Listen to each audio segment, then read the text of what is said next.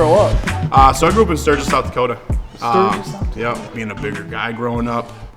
Like, all my friends are athletes, so you're the slow guy. You don't jump as high. So, like, you're, like, constantly not beating anybody at anything, like, kid-orientated. Then you go to the gym, and all of a sudden I was better than everybody at something. So it's kind of cool for me. When I started getting recruited, everyone's like, well, what are you going to study? And I said, well, I have no idea. Yeah. And, like, our weightlifting coach, she looked at me, she's like, you understand this is a job, right? Like, you can do what I do. So started at LA Fitness Midway on University. I know the place. I was listening to a podcast in my truck, sitting outside of LA Fitness, waiting for my next client, just thinking, like, what am I doing?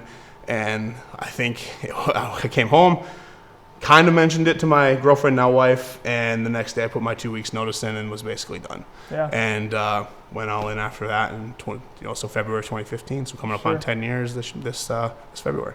I think I would have and still would be happy in that setting, but I think I'm making the impact I should be making in this setting, and that sometimes for me is what really keeps me kind of grounded and locked in and what's going on here.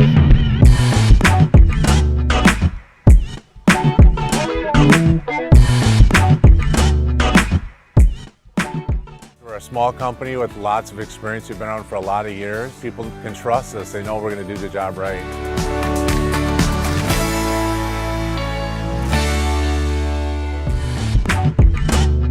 I guess the biggest thing I tell people when they ask kind of what we do weight training exercises that meet people where they are. Everybody's different and everybody needs to train differently, and it needs to make sure that it fits their goals. But I want to hear it in your words. What do you think makes competitive wellness, this space, et cetera, unique? You don't find this setting in a lot of places. You can come in and kind of be who you are and not feel intimidated. So whether you're going through cancer treatment, don't have any hair, or you're a little overweight, or you sweat a little bit and you don't want people to see it, just things like that. How much can one reasonably expect to spend for a private training session? So we do $50 for half an hour, we do $100 for an hour. So we kind of fall right in the middle of cost of the Twin Cities. Looking to the future then, again, there's a journey. There's 2013, there's 2015, there's 2020, and we kind of talked about that off camera. Yeah. Where do you want to be in even 2 years, let's say? So my biggest fear is stepping away from where our roots are, which is private training at a very high level in a way that is very private.